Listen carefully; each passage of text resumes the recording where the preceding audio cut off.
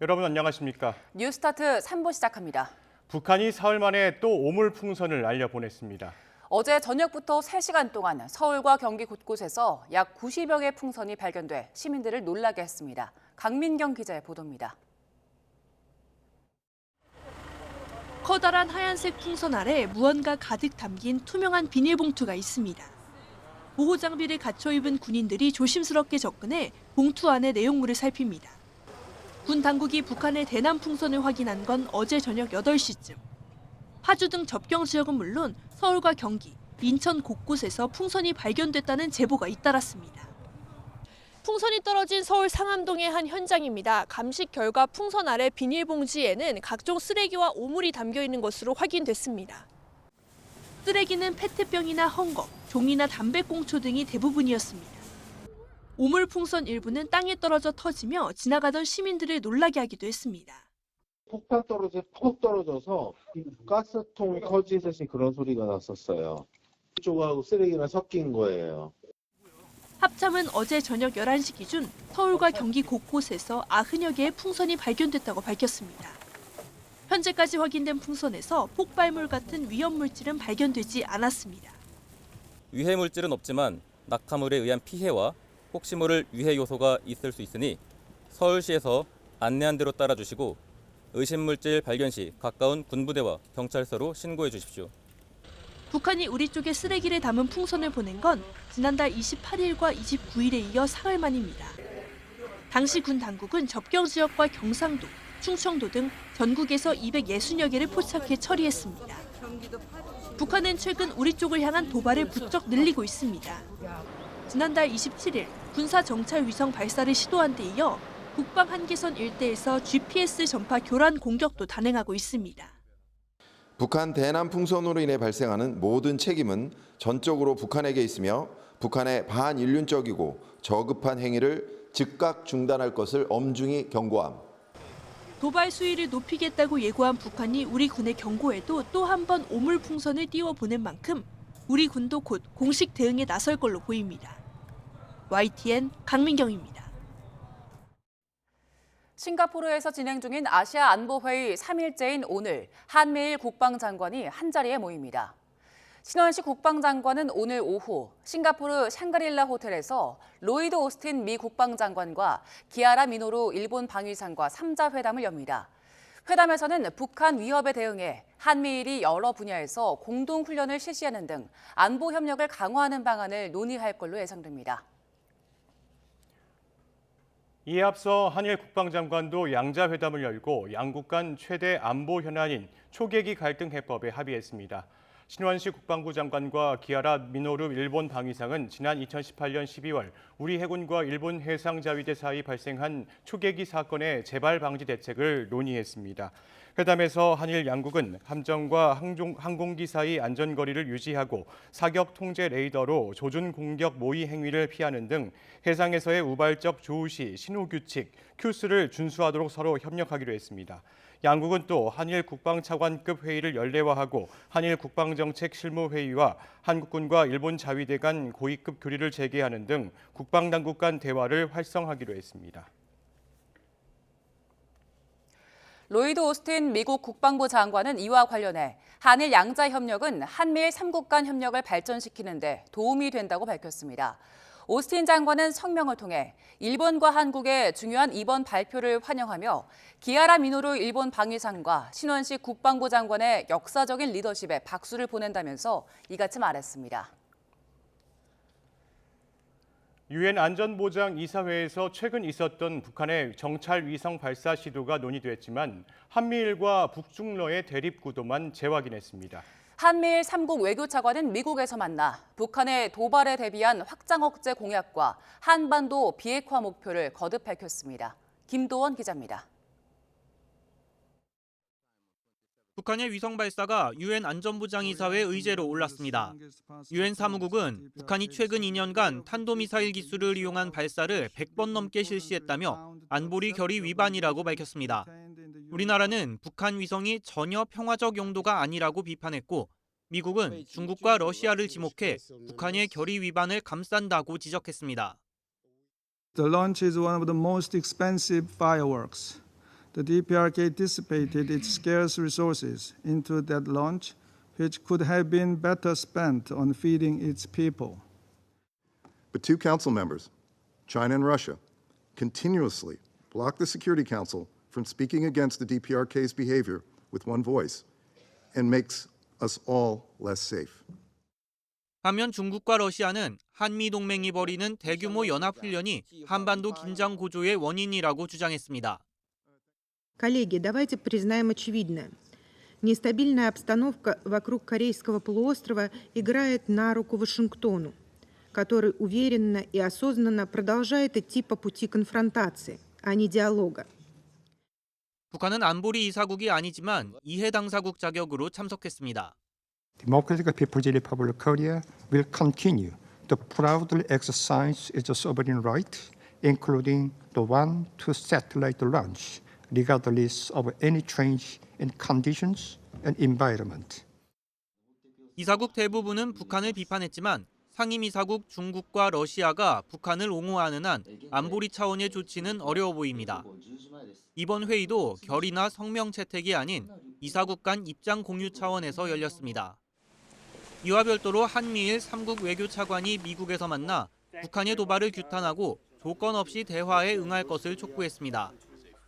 한미일은 3국 협력 사무국 설치를 추진하고 지난해 열렸던 한미일 3국 정상회의를 올해도 개최하기로 했습니다. YTN 김도원입니다.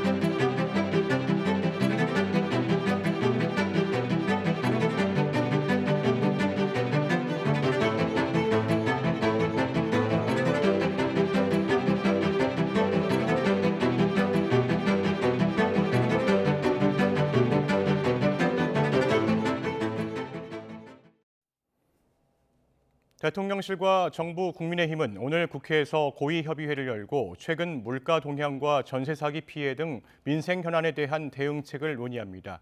이 자리에선 또 군인 안전사고 재발 방지 대책과 의료개혁 추진 계획 등에 대한 의견도 두루 오갈 것으로 보입니다.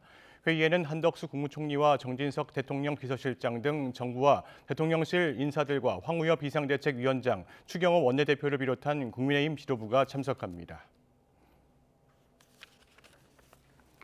더불어민주당 박찬대 원내대표는 오늘 국회에서 기자간담회를 열고 상임위원회 배분, 이른바 원구성 협상을 비롯한 원내 현안 대응 방안을 설명합니다. 이 자리에서 최상병 사건, 김건희 여사 관련 특검 법안 등과 관련한 당의 입법 전략과 자신의 발언으로 촉발한 종합부동산세 개편 문제 등에 대한 입장도 밝힐 것으로 보입니다. 민주당은 원구성과 관련해 운영위원장과 법제사법위원장을 반드시 차지한다는 입장을 가지고 법정 시한인 오는 7일까지 합의할 것을 국민의힘에 압박하고 있습니다. 22대 국회 시작과 함께 종합부동산세 개편이 화두로 급부상했습니다. 더불어민주당 지도부를 중심으로 개편론이 제기됐고 국민의힘이 호응하면서 불이 붙었는데 본격적인 입법 논의로 이어질 수 있을지 주목됩니다. 정인용 기자의 보도입니다. 종합부동산세 개편 논의에 먼저 불을 지핀 건 원내 일당인 더불어민주당입니다. 박찬대 원내대표가 22대 국회가 문 열기 전부터 실거주 1주택자에 대해서는 면제해줄 필요가 있다는 점을 언급한 겁니다. 종부세와 관련된 국민들의 요구사항들이 많이 있어서 민주당이 그 부분과 관련된 검토는 필요하다라고 하는 이야기죠. 박성준 원내 수석부대표 역시 종부세 공제 대상이 되는 1주택자 부동산 가액을 상향해 적용 대상을 축소하는 법 개정을 추진하려는 것으로 알려졌습니다. 국민의힘은 종부세 개편론에 호응하고 나섰습니다. 야당 내에서부터 논의가 활발해지고 실제 법안 발의 움직임까지 보이자 세 부담을 줄이기 위해 올바른 방향이라고 환영의 뜻을 밝힌 겁니다. 종부세의 부분적인 개편안은 저희들이 또 마련을 하고 제안을 할 것입니다. 늘 개편해야 된다는 문제인식을 갖고 있고 대통령실 역시 종부세 폐지를 포함해 전반적인 세제 개편을 검토할 수 있다며 힘을 실었습니다. 하지만 실제 논의가 속도를 낼진 장담하기 어렵습니다. 민주당 이재명 대표가 직접 입장을 밝히진 않고 있는데 당 차원으로 논의를 확대하기엔 내부 이견이 적지 않기 때문입니다. 지금 이것을 다룰 때가 아니다. 민주당은 이제 그렇게 보고 있습니다. 세수 결손만 해도 56조가 나가지고 얼마나 정부가 쓸 돈이 없습니까? 국면 전환용 카드로 쓰려고 하는 것 같은데. 국민의힘은 민주당이 오락가락한다고 비판하면서 종부세 논의에 적극적으로 임하라고 압박하고 나섰습니다. 종부세라는 것이 과연 민생을 위해서 지금까지 기능해 왔는지 그것을 이제 국가의 이익의 입장에서 판단해 주셨으면 좋겠고요. 민주당의 진짜 이 종부세에 대한 그 진짜 입장, 진심, 사실은 어떤 것인지 정말 궁금합니다. 종부세 완화를 놓고는 1주택자에 대한 과잉 과세 해소라는 명분과 동시에 부자 감세라는 비판이 번번이 충돌해 왔습니다. 여야 모두에서 손볼 필요가 있다는 목소리가 적잖게 나오는 만큼 22대 국회 주요 의제로 자리 잡을지 관심이 쏠립니다. YTN 정인용입니다. 22대 국회가 문을 열면서 1호 법안을 내려는 여야 의원들의 경쟁도 뜨겁습니다. 어떤 법안들을 냈는지 실제 입법까지 이어질 수 있을지 나혜인 기자가 짚어봤습니다. 22대 국회 첫날 가장 먼저 접수된 법안은 시각장애인인 민주당 서미화 의원이 대표 발의한 교통약자법 개정안입니다. 장애인이 택시부터 선박, 항공기까지 모든 교통수단을 비장애인과 똑같이 이용할 수 있게 개선하는 내용이 핵심인데 1호 법안 기록을 위해 3박 4일 접수처 앞을 지켰습니다. 사회적으로 가장 약한 고리에 있는 장애인이 외치는 이동권은 모든 국민에게 보장되어야 할 기본권입니다. 국민의힘에선 새터민 공학 박사 박충권 의원이 가장 빨랐습니다.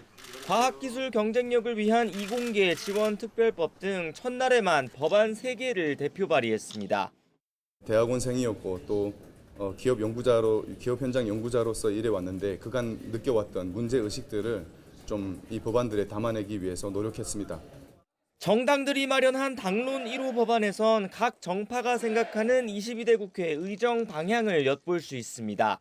여당은 저출생 대응과 금융투자소득세 폐지 등을 위한 31개 법안을 패키지로 묶어 민생정당 이미지 부각에 나섰고 국민이 공감하는 민생정당, 유능한 정책정당 반드시 이뤄냅시다. 야권은 민생지원금 특별법과 각종 특검법 등 쟁점 법안을 앞다투어 띄우며 전국 주도권을 잡기 위한 대여 압박에 주력했습니다. 무엇보다 국회 입법권을 포함한 국정 감시 권능을 국민을 위해 적극적으로 행사하겠습니다. 임기 첫날에만 47개 법안이 접수됐지만 이 가운데 얼마나 본회의 문턱을 넘을지는 알 수 없습니다. 최근 12년간 1호 발의 법안이 원안 그대로 입법된 사례는 한 건도 없습니다. 19대 국회 당시 새누리당 김정록 의원이 대표 발의한 발달장애인 지원법은 2년 만에 상임위 수정을 거쳐 통과됐지만 제일 소외계층이 우리 장애인 단체입니다. 3일간 정말 마음고생과 기도하는 마음으로 기다렸습니다. 20대 민주당 박정 의원의 파주 특별자치시 설치법이나 21대 박광원 의원 등의 사회적 가치 실현 기본법은 4년 내내 상임위에 묶여있다 폐기됐습니다. 국회의원은 법안으로 말을 하기 때문에 열심히 하겠다는 의미에서 준비해서 냈습니다. 21대 국회에선 16,000건 넘는 법안이 임기 만료로 폐기돼 법안 처리율은 36% 수준에 그쳤습니다. 특검 거부권 전국의 여야 대치 상황을 고려하면 22대 국회 초 달아오른 입법 경쟁도 당분간 큰 성과를 내긴 어려워 보입니다. YTN 나인입니다. 오늘 새벽 0시 20분쯤 대전 유성구의 자운대 사거리에서 신호를 어기고 좌회전하던 차량이 직진해 달려오던 다른 승용차와 부딪힌 사고가 났습니다. 이 사고로 직진하던 승용차에 타고 있던 30대 남성 한 명이 다쳐 병원으로 옮겨졌지만 생명에 지장은 없는 것으로 알려졌고 또 사고 현장을 피하려다 미끄러진 오토바이 운전자 한 명도 경상을 입었습니다. 경찰은 신호 위반 차량 운전자인 30대 남성 A씨가 면허 정지 수준의 만취 상태였다는 점을 확인해 음주운전 혐의로 입건했습니다. 서울 수서경찰서는 서울 강남의 오피스텔에서 흉기를 휘둘러 모녀를 살해한 60대 남성 A씨에 대해 구속영장을 신청했습니다. A씨는 그제 오후 6시 20분쯤 서울 대치동에 있는 오피스텔에서 60대 여성과 그 딸에게 흉기를 휘둘러 숨지게 한 혐의를 받습니다. A씨는 숨진 60대 여성이 이별을 통보하자 범행을 저지른 것으로 전해졌습니다. 범행 직후 A씨는 대중교통과 택시를 갈아타며 추적을 피해 도주한 것으로 파악됐습니다.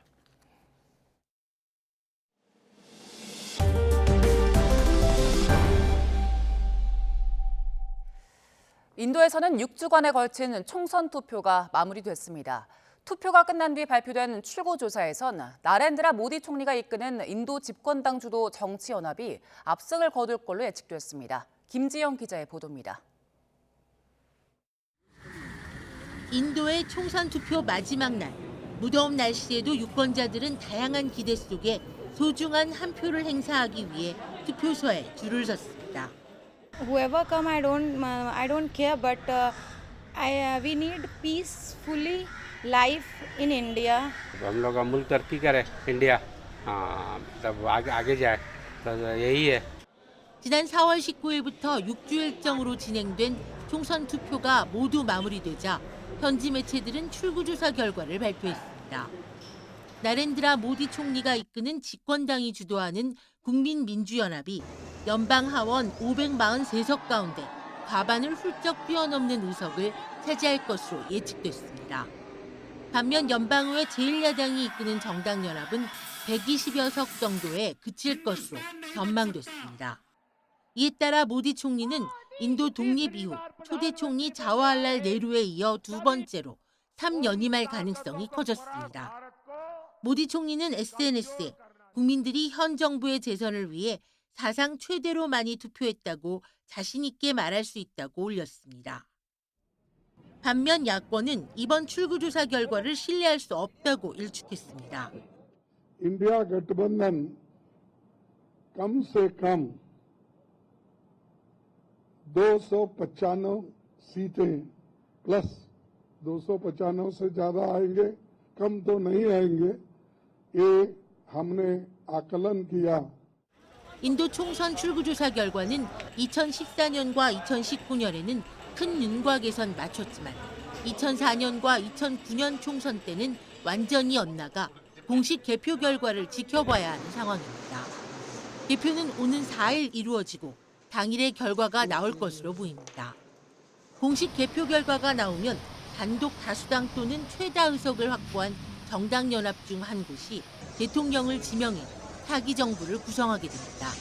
YTN 김지영입니다. 이집트와 미국, 이스라엘이 현재 시간 오늘 카이로에서 라파 국경 검문소 재개방을 위한 논의를 한다고 AFP 통신이 보도했습니다. 이집트 정보기관의 고위 관계자는 라파 검문소 재개방을 논의하기 위해 카이로에서 이집트와 미국, 이스라엘 회의가 예정돼 있다고 밝혔습니다. 이 관계자는 이집트가 라파 검문소에서 이스라엘의 전면 철수를 요구하고 있다고 덧붙였다고 이집트 관영 매체 알카히라 뉴스가 전했습니다.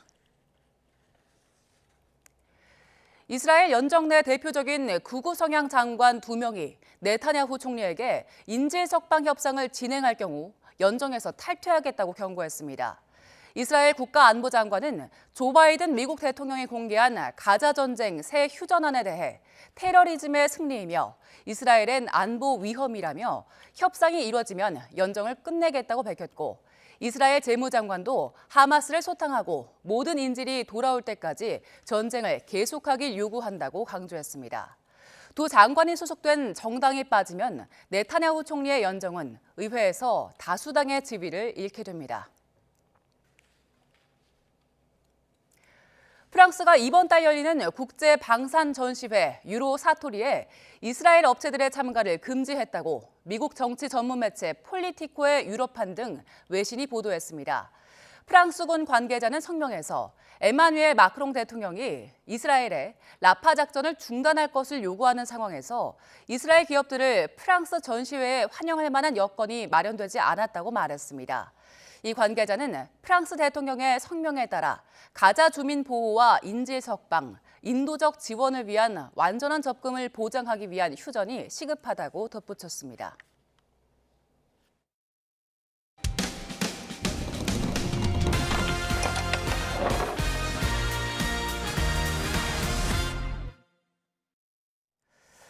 이삿날에 잔금까지 입금하고 전셋집에 이삿짐을 싣고 갔더니 다른 세입자가 여전히 살고 있었다는 제보가 들어왔습니다.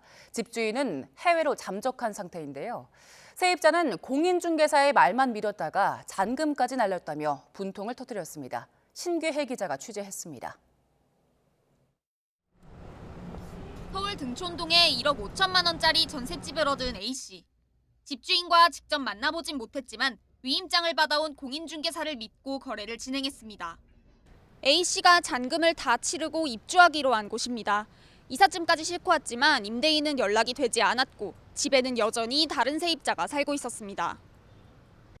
알고 보니 집주인은 먼저 살던 세입자에게도 전세보증금을 돌려주지 않고 베트남으로 출국해 잠적한 상태였습니다. A씨는 잔금을 치르기 전에 공인중개사가 집주인의 소재를 미리 파악했다면 1억 원이 넘는 큰 돈을 날리진 않았을 거라고 하소연합니다. 아무 걱정 없다. 내가 7, 8년 정도 관리했다. 그리고 그냥 나 믿고 해라. 이렇게 말씀을 해주셔서 이제 그럼 알겠다고 계약을 했는데 저도 그 뒤에 내막을 모르니까 또 어떻게 또 뒤로 연락을 하고 있을지도 모르고. 하지만 공인중개사는 계약 절차상 문제가 없었다며 잘못이 없다는 입장입니다. 정상적으로 잘 작성한 거고 그동안 뭐 저는 그렇게 잘못된 부분은 저는 모르겠습니다. 잘못은 저는 없다고 생각해요. 이렇게 이렇게 하는 거예요. 이미 전에 살던 집에서 나와버린 상황이라 A씨는 울며 겨자 먹기로 임시 월세방을 구해 지내고 있습니다. 이사갈 집이 비어있는 상태라는 말을 공인중개사에게서 들었다는 게 A씨의 주장입니다. A씨의 주장이 사실이라면 전문가들은 설명 의무를 위반한 것이라고 지적합니다. 말을 한 게 맞다라고 한다면은 그 설명 의무를 위반한 거거든요. 그거는 이제 계약상 과실이 있는 거라서 그 중개인한테 손해배상을 청구를 할 수 있을 것 같아요. 이미 집주인을 사기 혐의로 경찰에 고소한 A씨는 집주인은 물론 공인중개사를 상대로 민사소송도 준비하고 있습니다. YTN 신기혜입니다. 요즘 해외에서 카드를 쓸 때 이른바 트래블 카드로 불리는 체크카드를 쓰는 분들이 늘고 있습니다. 환전 수수료가 무료고 굳이 은행에 가지 않아도 환전을 할 수 있다는 이점 때문이라고 하는데요. 류환웅 기자가 취재했습니다. 해외로 출국을 앞두고 환전을 체크카드로 했다는 분들에게 그 이유를 물어봤습니다. 예전에는 저희가 직접 돈을 찾아가지고 이제 해야 되는 번거로움이 있었는데 이제 어플로 하니까 시간도 많이 절약되고 수수료에 대한 그 혜택이 너무 많아가지고 되게 편하고 좋은 것 같아요. 옛날에는 여행할 때 돈이 얼마가 들지 모르니까 뭐 50만 원 쓸 거 100만 원 저희가 은행에서 수수료 내고 인출했다면 지금은 그냥 100만 원 넣고 50만 원 쓰면 50만 원은 그냥 바로 남는 돈은 바로 저희 계좌로 바로 넣을 수가 있어요. 수수료 없이. 그게 좋은 것 같아요. 이런 이유로 환전 수수료 혜택을 주는 체크카드인 이른바 트래블 카드나 모바일 앱 사용자가 최근 늘고 있습니다. 한국은행 자료를 보면 올해 1분기 체크카드 해외 사용액이 지난해 4분기보다 5.6%나 늘었고 반면 신용카드 사용액은 1.8% 줄었습니다.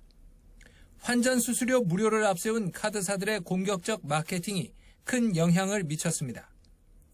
2년 전 하나카드가 가장 먼저 상품을 출시해 50% 넘는 시장 점유율을 차지했고 신한과 우리, KB국민도 이 시장에 뛰어들어 점유율 경쟁을 펼치고 있습니다.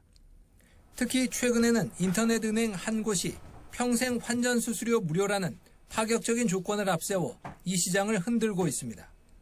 저희 같은 경우에는 영업점도 없고 그리고 현찰을 실제로 보유하고 관리하는 비용이 없기 때문에 그러한 중간에서 발생하는 비용들을 최소화시킬 수 있었고, 외화를 조달하는 과정에 있어서도 수기로 하는 것이 아니라 좀 전산적으로 자동화를 많이 시켜서 조금 더 고객이 환전하실 때마다 저희가 바로바로 그때그때 저희가 더 저렴하게 외화를 조달해서 고객분들에게 더 저렴한 가격의 외화를 제공할 수 있도록 구현을 해봤습니다. 올해 들어 4월까지 해외 관광객은 954만 명으로 코로나19 전인 2019년 동기 대비 94% 수준에 달했습니다. 여행 수요가 증가하는 가운데 해외 여행객을 붙잡으려는 카드사들의 마케팅 경쟁은 갈수록 치열해지고 있습니다. 억눌렸던 해외여행 수요 분출과 카드사들의 공격적인 마케팅이 맞물리면서 해외 체크카드 사용액은 신용카드와 격차를 줄이며 올 한해 계속 증가할 것으로 예상됩니다. YTN 유환홍입니다. 정부는 드러나지 않는 마약 현황을 살펴보기 위해서 매년 전국 하수 처리장을 분석합니다. 그 결과 필로폰은 전국 하수도에서 검출됐고 다른 불법 마약류의 추정 사용치 역시 크게 늘었다고 합니다. 윤성훈 기자의 보도입니다. 연구원이 하수 처리장에서 시료를 채취합니다. 마약 실태를 파악하기 위해서입니다. 마약을 투약하면 흡연 등으로 배출되는데 전국에서 모은 하수를 분석하면 드러나지 않은 실태를 가늠할 수 있습니다. 그 결과 지난해 전국 모든 하수 처리장에서 필로폰 성분이 검출됐습니다. 4년 연속입니다. 1000명당 하루 평균 사용 추정치는 14.4mg으로 1년 전보다는 20% 줄었습니다. 하지만 서울과 세종에서 검출된 코카인 사용 추정치는 1년 새 250% 넘게 급증했고, 대구와 인천을 제외한 15개 시도에서 검출된 암페타민의 사용 추정량도 늘었습니다. 4년간의 역학 조사를 종합해 만든 지도를 보면 마약 깃발이 꽂히지 않은 시도는 없습니다. 최근 마약 거래가 SNS를 통해 손쉽고 은밀하게 이뤄지면서 우리 사회가 빠르게 마약에 물들어가는 겁니다. 인터넷 통해서 알아보고 뭐 SNS 통하고 뭐 던지기 수법으로 자꾸 그러니까 너무 쉽게 싸게 구할 수 있기 때문에 폭발적으로 증가한다고 봐요. 정부는 앞으로 기존 마약류를 넘어 신종 마약 실태까지 하수를 통해 파악한 뒤 지역 맞춤형 안전망을 마련할 계획입니다. YTN 윤성훈입니다. 청년 인구가 수도권으로 몰리고 있죠. 이런 현상을 막기 위해 지역에서는 다양한 방법을 내놓고 있습니다. 울산시는 지역 대학생들이 주소를 옮기면 생활 장학금을 주는 사업을 하고 있다는데요. 호응이 좋다고 합니다. 오태인 기자의 보도입니다. 청바지와 티셔츠를 입은 남성이 카메라 앞에 섰습니다. 대학생들과 한데 어울려 요즘 SNS에서 유행하는 율동과 노래를 따라 부릅니다. 좋은 일자리가 많은 울산으로 청년들이 들어옵니다. 사무소도 울산에서 청년들이 행복합니다. SNS 챌린지에 나선 사람은 울산시 경제부시장. 지역 대학생들이 울산 주소를 갖도록 하는 홍보 영상 촬영에 나섰습니다. 청년 인구 수도권 설림 현상으로 울산도 청년 인구 유출이 심각한 상황입니다. 이번 행사를 계기로 모든 시민들이 울산 주소 갖기에 많은 관심을 가져주시면 감사하겠습니다. 최근 3년 동안 울산을 떠난 2030 청년은 16,400여 명으로 울산을 떠난 인구 가운데 절반이 넘습니다. 청년 인구 유출이 심각해지자 울산시와 지역 5개 대학이 울산 주소 갖기 캠페인을 마련한 겁니다. 여기에 더해 울산으로 전입하면 20만 원을 주고 주소를 유지하면 6개월마다 10만 원씩 생활장학금 명목으로 청년을 지원하는 제도까지 도입했습니다. 제도를 시작한 지 5개월 만에 750명이 넘는 대학생이 주소를 옮겼습니다. 본가가 부산이지만 동구에서 자취를 하고 있는 상황인데 그렇게 지원금이 90만 원이 나오는 그런 청년들을 위한 정책이 마련된다면 저는 좀 주거 이전을 진지하게 고민을 한번 해볼 것 같습니다. 생활장학금 이외에도 정주 여건 개선과 공공기관 인턴 기회 제공 등 인구 유출을 막기 위한 다양한 제도를 도입한 울산시. 저출생과 지역 소멸이 가속화하는 상황에서 나온 국려 지책이 효과를 낼 수 있을지 주목됩니다. YTN 오태인입니다. 해외여행 수요 증가에 고물가, 비계 삼겹살 논란 등 각종 악재가 겹쳐 제주 관광산업이 큰 타격을 받고 있습니다. 위기감을 느낀 제주 당국과 업계가 대혁신 방안을 마련해 본격 대응에 나섰는데요. 하지만 실효성에 의문이 제기되고 있습니다. KCTV 제주방송 김지우 기자입니다. 관광객들이 많이 찾는 제주시 해안도로입니다. 식당으로 쓰이던 해안 바로 옆 상가에 임대 안내 현수막이 달려 있습니다. 인근의 또 다른 식당도 상황은 마찬가지입니다. 십수년간 횟집으로 쓰이던 건물인데 경영난을 버티지 못하고 문을 닫았습니다. 불경기에 더해 내국인 관광객까지 감소하면서 해안도로에는 이처럼 빈 상가가 늘고 있습니다. 이곳 상인들은 하나같이 최근 내국인 관광객 감소세가 두드러지면서 장사가 더 어려워졌다고 말합니다. 20-30%? 저 같은 경우에는 근데 뭐 심한 데도 더 있고요. 예. 뭐 심한 데는 반 이상 되는 데도 있고 더 이하도 있고 뭐 그런 것 같더라고요. 이렇게 사장님들 이렇게 모여서 얘기하는 거 들어보면 올 들어 최근까지 제주를 찾은 관광객은 550만 명으로 지난해 같은 기간과 비교해 2.3% 늘었습니다. 하지만 전체 관광객의 90%가량을 차지하는 내국인은 같은 기간 8.4% 줄었습니다. 내국인 관광객은 해외여행 수요 증가와 제주 기점 국내선 항공편 축소, 고물가 이미지 등이 겹치면서 지난해부터 감소세를 보이고 있습니다. 여기에 최근 비계 삼겹살 논란까지 터지면서 제주 관광에 대한 부정적 인식은 더욱 커지고 있습니다. 상황이 심각해지자 제주도와 제주관광공사, 제주관광협회가 공동 대응에 나섰습니다. 우선 제주관광 혁신을 위한 도지사 직속의 비상대책위원회를 구성하고 제주관광 서비스센터를 설치해 여행객 만족도를 높일 계획입니다. 또 빅데이터 기반의 관광 물가 지수를 개발해 안정화 방안을 제시할 예정입니다. 충분한 여행 정보 제공 그리고 불편 불만 사항에 대한 적기 대응을 통해 국민들의 신뢰를 회복하고 만족도를 높여 제주 관광에 재도약할 수 있도록 민관이 함께 총력을 다하겠습니다.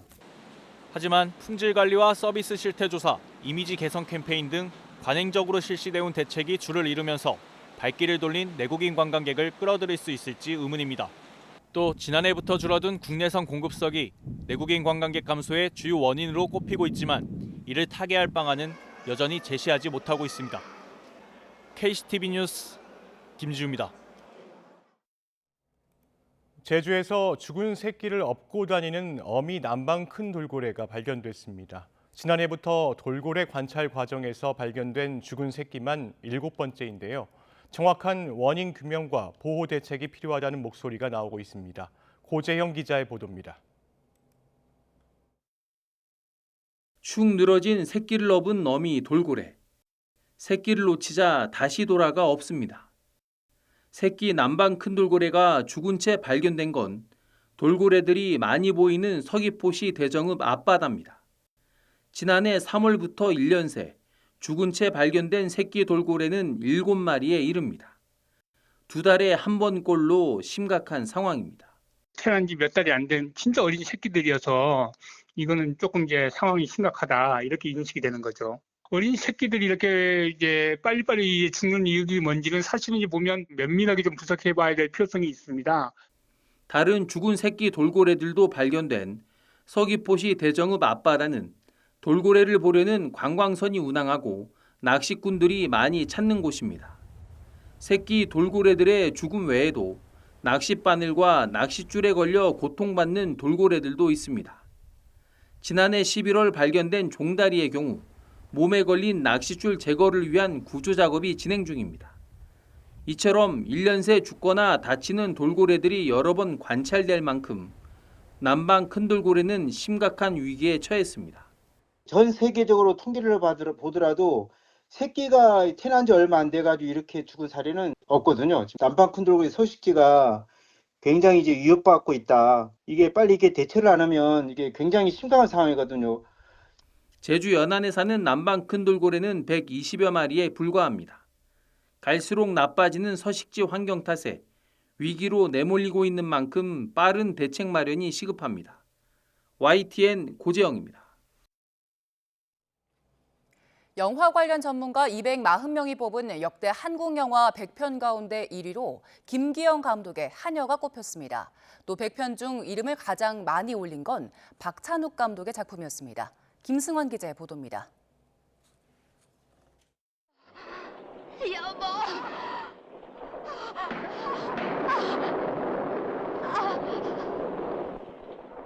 중산층 가정에 들어온 하녀가 가정을 파괴해가는 김기영 감독의 스릴러 명화.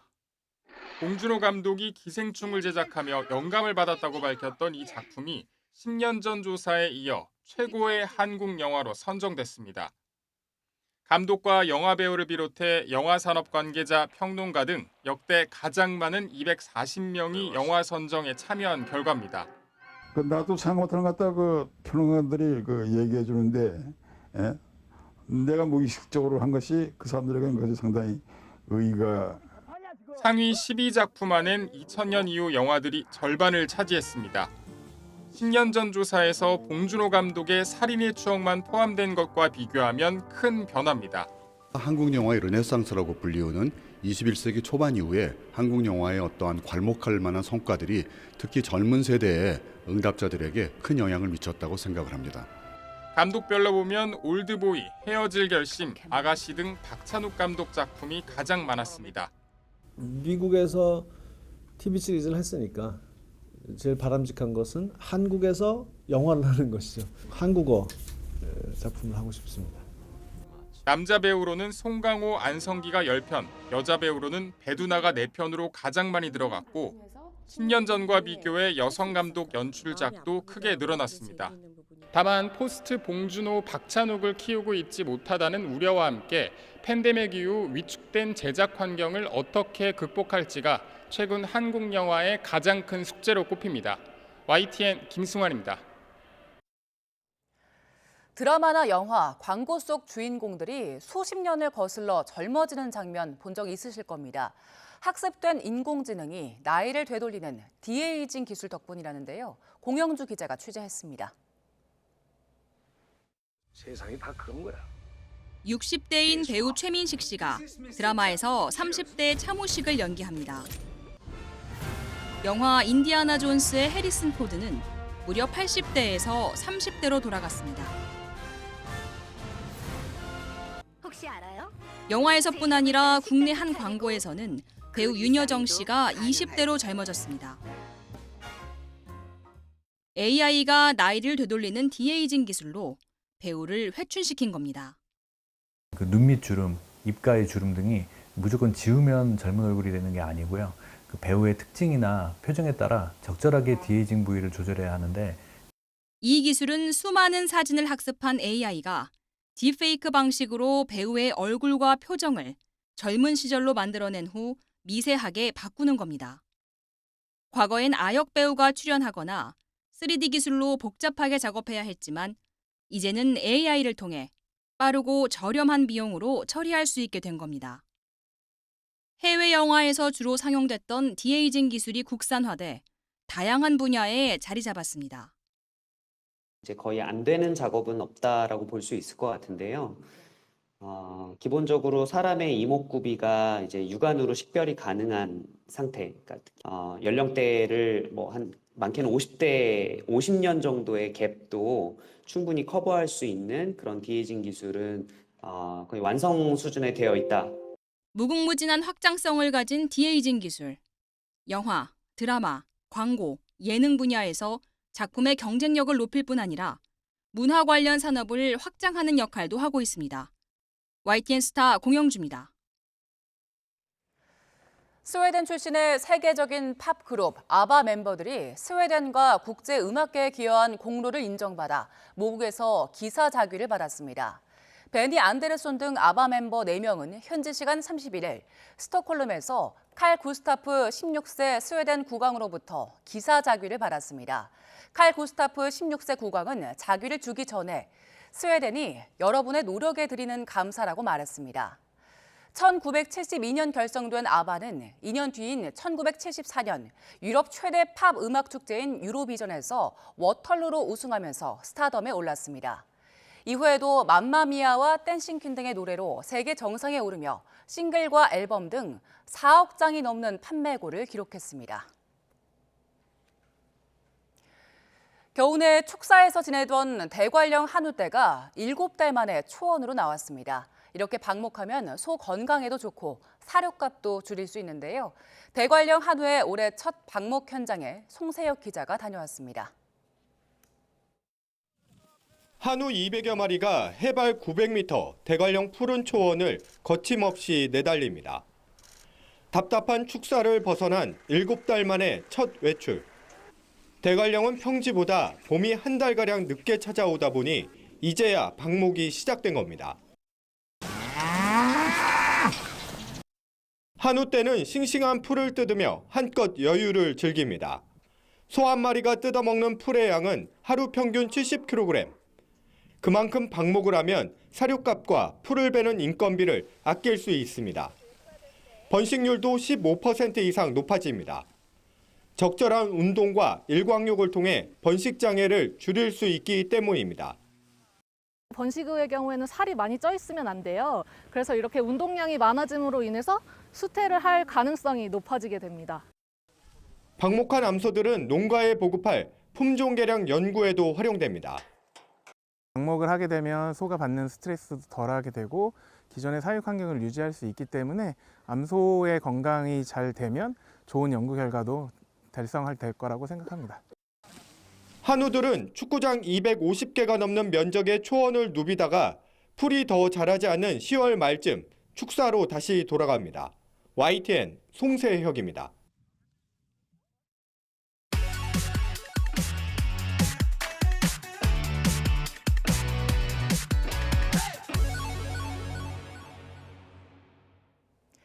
새로운 농업 기술이나 건강한 먹거리를 전해드리는 신농업 비즈니스 시간입니다.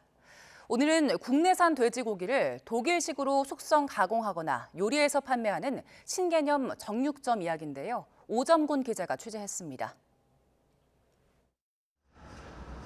서울 강남 대치동에 있는 한 정육점. 일반 정육점과 달리 생고기를 한번 가공하거나 요리한 다음에 판매합니다. 그것도 독일식으로. 원래 저 미국 사람이거든요. 근데 여기서 프라이드 포크 같은 거 있어가지고 그거는 너무 맛있었더라고요. 그래서 계속 오게 되고. 독일 방식으로 숙성이나 요리한 고기, 햄, 소시지 등을 정육점에서 산 뒤에 집에 가서 먹는 겁니다. 물론 정육점 안에 있는 식당에서 고기 제품을 바로 주문해서 먹을 수도 있습니다. 이른바 독일식 족발인 학센이나 고기파이, 숙성 스테이크 등이 가장 잘 팔린다고 합니다. 이제 정육점의 할 일은 좋은 부위 신선한 고기를 파는 것도 있지만 그 정육점마다의 개성으로 맛있는 고기 요리들을 파는 곳이 꼭 저는 꼭 필요하다고 생각해서 5년 전 경기도 분당에서 처음 시작한 이 독일식 신개념 정육점은 그동안 입소문을 타면서 4곳으로 늘었습니다. 네, 이곳에서 취급하는 제품은 전부 다 이른바 독일식입니다. 하지만 원재료인 돼지고기는 전부 다 국내산 한돈이라고 합니다. 이 업체는 독일에서 인증받은 요리 전문 학교에 분교도 운영하고 있어서 요리사 교육과 제품 개발을 병행하고 있습니다. 독일 안에서 그 햄소세지의 그 마이스터를 교육시키는 교육기관이 있습니다. 그 교육기관에 저희가 한국 분교로 한국에서 이런 고기를 가공하는 것들에 대한 교육을 하고 있다고 보시면 되고요. 신개념 정육점에서 독일식으로 만나는 국내산 돼지고기 요리. 돼지고기의 부가가치를 높이고자 노력하는 창의적인 농산업체를 확대 발굴하고 이들이 성장해 나갈 수 있도록 사업자금, 마케팅, 컨설팅 등을 적극 지원해 나갈 계획입니다. 이 신개념 정육점은 조만간 서울 광화문에서도 선보일 예정입니다. YTN 오점곤입니다.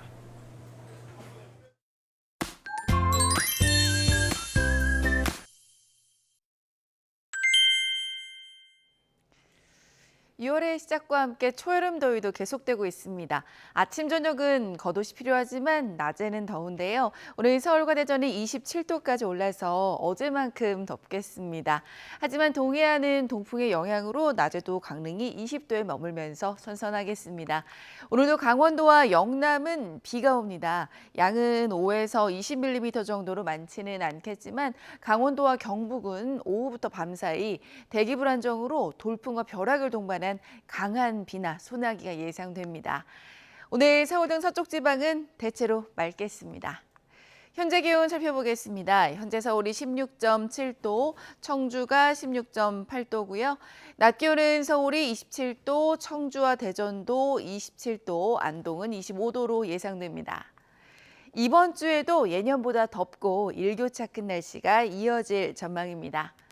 날씨였습니다. 뉴스타트 3부를 마칩니다. 시청해주신 여러분 고맙습니다.